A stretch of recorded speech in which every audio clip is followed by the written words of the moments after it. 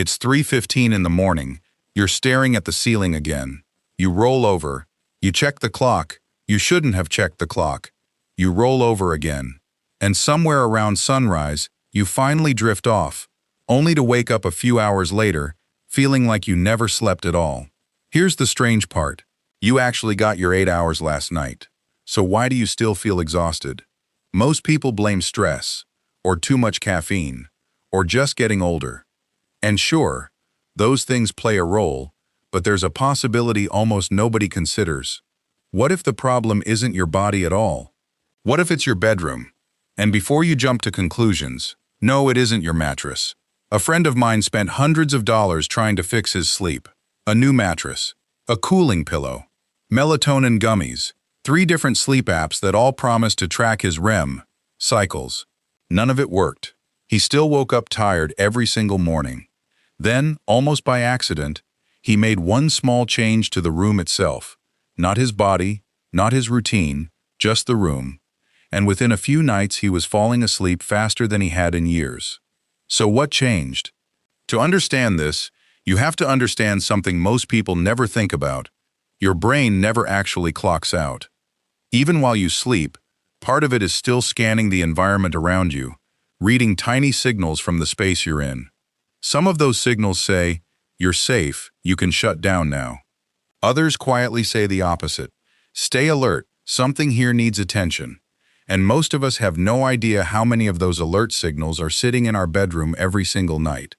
Tonight, we're going through 5 of them. Some are obvious once you hear them. A couple are things almost nobody talks about. And the last one is the kind of thing that seems harmless, until you understand what it's actually teaching your brain. Let's start with the one hiding in plain sight for a lot of people who work from home. Picture it: a laptop on the nightstand, a stack of papers on the dresser, a sticky note reminding you to send that email first thing tomorrow. It doesn't feel like a big deal. It's just convenient. But here's where psychology comes in. Your brain learns almost entirely through repetition, a process researchers call classical conditioning, the same basic mechanism that made Pavlov's dog salivate at the sound of a bell. Every time you answer an email from bed, every time you glance at a spreadsheet before turning off the lamp, you're teaching your brain a quiet lesson. This room is not just for rest. This room is also where deadlines live. Do it enough times, and your bedroom stops feeling like a place to recover. It starts feeling like a second office, just one with better lighting. Now imagine the opposite. Imagine walking into your bedroom tonight, and for the first time in a while, your brain doesn't expect another notification. No inbox. No unfinished task quietly waiting on the desk. Just a room built for one purpose. That shift doesn't require a redesign. It just requires moving the work out, not into a corner, not onto a chair by the door, but completely out of the room. But here's the thing. Even people who never bring work into bed still make a mistake that might be even bigger. You already know what it is. It's the phone. Most people assume the problem is blue light, and for years, that's the story we were told. Dim your screen, use night mode, block the blue wavelengths, problem solved. Except that's not really the biggest issue. Not even close. Here's what's actually happening. Every time you open your phone, you're stepping into what psychologists call a variable reward system. The exact same mechanism that makes slot machines so hard to walk away from.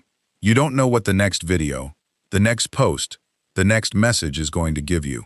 Maybe it's boring. Maybe it's the funniest thing you've seen all week. That uncertainty is exactly what keeps your brain releasing small hits of dopamine and staying in what researchers describe as seeking mode, actively hunting for the next reward instead of winding down. So instead of preparing for sleep, your brain is preparing for the next swipe. Research from sleep scientists has consistently found that engaging with stimulating content before bed can delay how quickly you fall asleep and reduce how deep that sleep actually is. You don't need the full study to know it's true. You felt it. One more video turns into 40 minutes you didn't plan on losing. The fix is almost embarrassingly simple, even if it feels uncomfortable at first. Charge your phone outside the bedroom. Buy an actual alarm clock. Yes, the kind that just tells time. Add a little friction between you and the scroll. That's it. Now here's something almost nobody talks about. And if you have one in your room right now, you're not alone. Most people do. We call it the chair of doom. You know the one. It started out as a normal chair. Then one sweater landed on it. Then a pair of jeans. Then a jacket you were just about to hang up. Within a couple of weeks, it's not a chair anymore. It's a small, quiet mountain of unfinished business. Here's why that matters more than it seems. There's a well-documented psychological pattern called the Zeigarnik effect, which basically says our brains hang on to unfinished tasks far more persistently than completed ones. That pile of clothes isn't just clutter. To your brain, it's a stack of open loops. Wash me, fold me, put me away. And even if you're not consciously thinking about it, some part of your mind is quietly aware that there's unfinished work sitting 3 feet from your bed. Now picture opening your bedroom door and seeing calm instead. No visual noise. Nothing demanding a decision. Just space. You don't need a deep clean for this. You need what I like to call the 2-minute reset. A nightly habit of putting things back where they belong before you lie down. 2 minutes. That's genuinely all it takes. But the next one is sneakier because it hides even in bedrooms that look completely spotless. Small lights. Now, you might be thinking, can my brain really notice something that tiny? A little green LED on a charger? A blinking light on the router down the hall? Surprisingly, this connects to something called your circadian rhythm, your body's internal clock, shaped over hundreds of thousands of years around one simple rule. Dark means rest. Light means stay alert.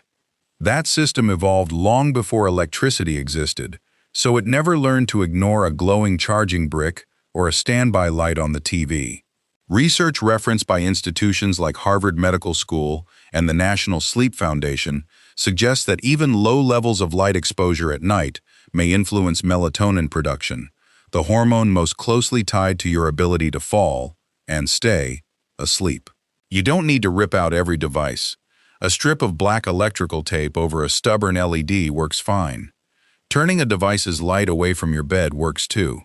And for the plugs you genuinely don't need running overnight, simply unplugging them removes the signal entirely. And finally, the one that might be doing more damage than all the others combined, precisely because it feels so harmless. Food in bed, a coffee mug on the nightstand, a few cookie crumbs in the sheets, a pizza box balanced on your lap while you watch one more episode. Small, ordinary moments. Nothing dramatic about any of them. But here's what's really going on underneath. This is where environmental conditioning meets something a little deeper, what some psychologists call behavioral identity. The spaces we spend time in quietly teach us what those spaces are for. And when your bed becomes the place where you eat, where you watch TV, where you scroll, where you work, your brain stops associating it with any one specific job. Instead of being the place where sleep happens, it becomes the place where everything happens. And a room that's for everything ends up being a room that's exceptionally good at signaling rest to no one. Now picture walking into a bedroom that feels almost like a hotel room. Nothing distracting, nothing demanding your attention, no half-finished snack quietly reminding you it exists. Just a space with one job, no meals, no dishes left behind, no leftovers tucked beside the pillow, just rest. Here's the part that's easy to miss in all of this. None of these 5 changes cost much of anything. Most of them take less than 5 minutes to fix. But together, they completely rewrite the signals your brain receives, night after night, without you ever consciously noticing. Have you ever caught yourself doing one of these without even realizing it? Better sleep doesn't always start with buying something new. Sometimes it starts with removing what's already there. But here's something worth sitting with for a second. Sleeping well is genuinely only half of the equation. Because even after a great night's sleep, millions of people still wake up and feel tired within minutes. And the strange part is, that feeling usually has nothing to do with how you slept at all. It happens in the first 30 minutes after you open your eyes. And once you understand what's actually going on during those 30 minutes, mornings start to feel like a completely different experience. That's exactly what we're getting into next. Time equals